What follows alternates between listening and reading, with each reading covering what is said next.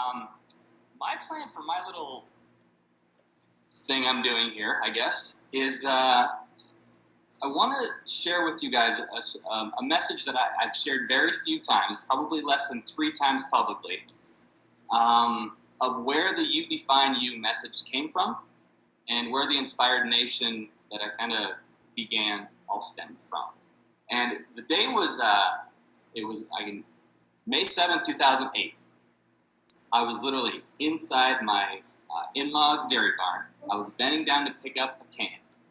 And in this time, you have to realize that we had literally just moved back from Arizona. Had no idea what we were going to do, living in their basement. And I was picking up this can, not because I enjoyed picking up trash. I was picking up this can to take to town, to take to the recycling bin, to get money, to put gas in the car. So when I was down there, literally, it was the darkest time of my life. Best way to say it. I had thoughts of, I'm worth more to my family, more dead than alive right now. There's other things that you've messed up on, that you shouldn't be here where you're at right now, but you were. So 6 months prior to being in the barn, was in a practice, and this will lay a lot of this out for you. In a practice that was the largest chiropractic practice in Arizona. We helped a lot of people, had a lot of fun. Myself and the chiropractor were brought out to other conferences to do presentations on how we did what we did, how we got the results we did. Had a blast, had a great time, enjoyed everything about it. Grew to this massive, bubbling, fun of just creation, helping people. And in a matter of probably 2 weeks, the rug went right from under our feet, and everything was gone. Like, gone. And it wasn't because of something that happened. It wasn't because of something that occurred in the environment. It wasn't anything of that. It was because we were trying to live our life based upon someone else's vision for us and our practice. We had coaches, we had mentors who were telling us one simple word, and all of you have heard this word over and over and over again, and it was this: more. You need more. You need more money. You need more patience. You need more time. You need more. And when I heard that word in my head, all I heard was less. Less time with my family, less date nights, less time with my kids, less time going to the things that I wanted to do. It was just more. So anytime you try living your life through someone else's vision, it will be destroyed. I guarantee at some point it will be destroyed. So here I am in the barn, bawling. I think tears are coming out of my ears. That may have been sweat. It was a hot day. And I picked up this can, bawling. And if you've ever had an out-of-body experience, I had an out-of-body experience that day. Picking up this can, and I'm literally, I had 2 people happening. I was bending down to pick up this can, and I was also in the corner of this barn, looking down upon myself, picking up this can, bawling. And I heard a voice. I know where the voice came from, but I don't know where the voice came from. And it said 2 words: define it. No idea what the hell that meant. So I finished, grabbed the rest of the cans, took the cans to the recycling bin, got the money, put the gas in the car, came back, went down to the basement at my in-laws' house, grabbed a sheet of paper, one of the old school ones that had the metal binders, and I'm writing, and I wrote on the top in capital letters, define it, exclamation point, underline, and I just sat there and stared at it for about 2 hours. Like, what the hell does that mean? What does that, define what? What am I supposed to define? And I just started writing: family, faith, business, health, finances, relationships, marriage. And I just started writing my own definitions to what each of these words meant. I'd never done this before. Everything had been based upon what society or my mentors or my leaders or people that influenced me had told me what that was the definition of success. I had never sat down and wrote down what the definition of success was in those areas. If you haven't done this, this is assignment number 1. Take a piece of paper on the type, write, define it, and then start writing, how do you define success in your life? in your fitness, in your relationships, marriage? What is it? Because if you don't have something you're going towards, you're just going to be sitting there floating in the water. Where are you aiming? And make sure it is yours. During that time, I also had a lot of uncertainty and fear, obviously. And I've also found that fear, its favorite song to sing is called What If. Right? You know what I mean? Right? It has a system of, well, what if you did that and nobody liked it? Ew. What if you asked that person out and said no? What if you wore that and people just laughed at you and thought that was just horrendous? Who gives a shit? I'm sorry I broke the barrier right there. Seriously, who cares? You define what you want to have happen in your life based upon the definitions that you set forth. Okay?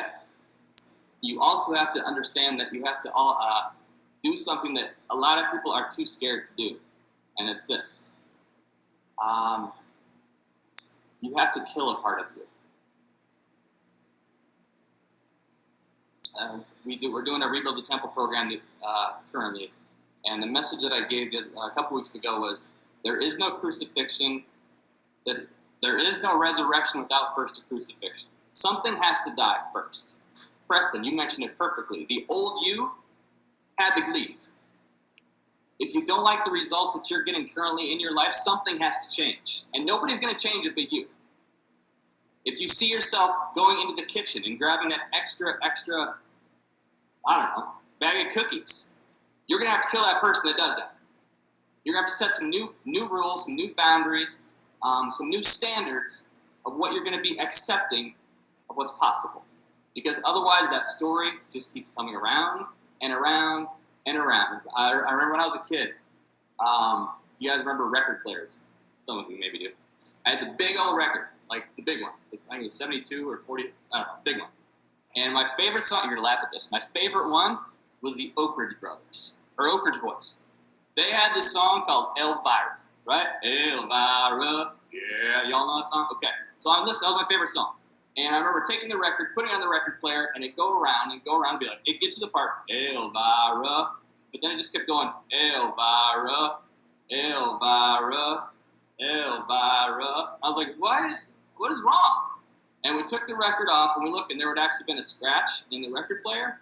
So that just kept going along and along. And until you identify what that scratch is in your life that keeps forcing you to relive the exact same scenario, you're going to keep hearing this message over and over and over until you learn that lesson. That's the rule. That's step 2. Step 3. This is my favorite quote of all time. Pastor Stephen Furtick. Good stuff. Stop comparing your behind the scenes to everyone else's highlight reel. Stop comparing your behind the scenes to everyone else's highlight reel. What does that mean? That means social media. What are you seeing on social media? You're seeing everyone's highlight reel. And you're looking at it with curlers in your hair and, this afro that I got going because I can't get my hair cut because everything's closed. We got a whole big hot mess going on. So I got to wear a hat. Sorry, everybody. But you're seeing all that and you're like, God, my life, I guess, maybe it does. I'm not sure. I'm really not. And you start to second guess. And that what if scenario starts going on in your head. And then you get more fear. And then the cycle starts to happen.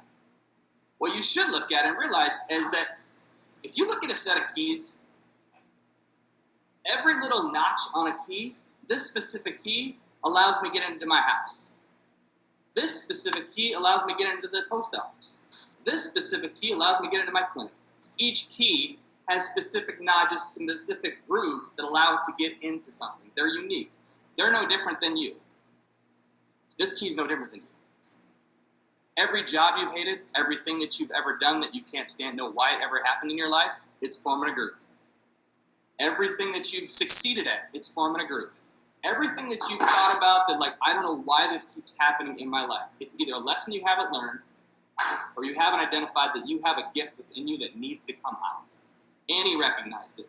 Danielle recognized it. Preston, everybody has recognized it. But are you bringing it out to the world, or is it staying inside? One of the messages I heard once was, stop trying to get on everyone else's stage and start building your own. You have a gift. You have a message. All of us do. All of us have different stories. That's where the cuts are different and go to different things. You have to be the one to walk in and put it in and turn.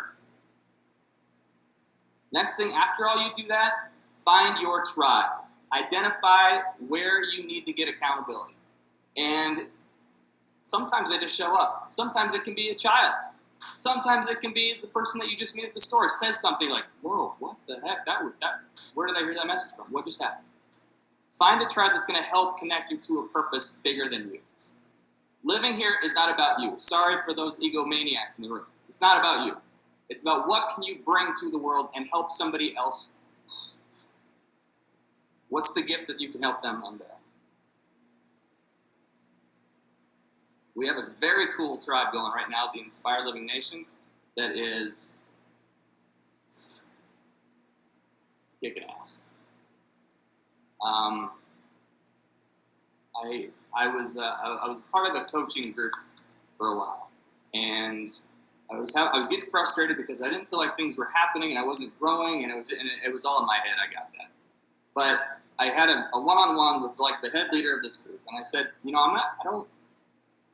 not really growing anymore. I feel like I plateaued and peaked.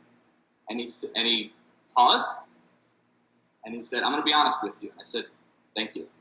And he said, there's nothing new that anyone's going to ever teach you. You don't need a coach.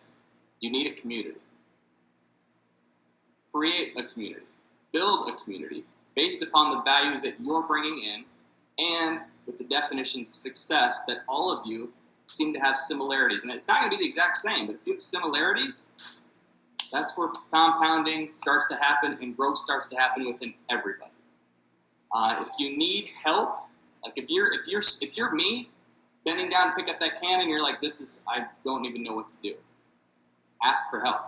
It's okay to ask for help. Lose your pride. Right? My son the other day was upset. I told this story a few weeks ago. He was in his room. I was sleeping. All I heard was screaming. Like just, in the middle of the night, like 11:52. I know because I looked at the clock and I said 11:52. I'm like, what the hell's going on? I went upstairs and opened the door, and he's just standing there screaming. I'm like, buddy, what's up? What's up? Because I can't get out of the room. I'm like, what do you mean? I can't find the door. It took him to scream. It took him announcing, like, I need help for someone to come in and help him. Because otherwise he was just going along the wall. Like, I don't know what if you need help, reach out to Annie. Reach out to any of these people on here. We're all here to help. We're in this together. Granted, the stuff out there might suck, but I don't think so. I think everything that's going on right now is happening for a purpose. It is creating and forcing you to go into silent mode. It's forcing you to go into a peaceful time to have the ability to grab a journal and write on the top of it, freaking defiant. And there's two people on here who are going to do it. Either you're going to do it or you won't. And it's not because all of this information by all of these presenters wasn't amazing. It goes back to you. So I challenge you. I encourage you. Define success in all levels for you. What is it? Thank you, Andy.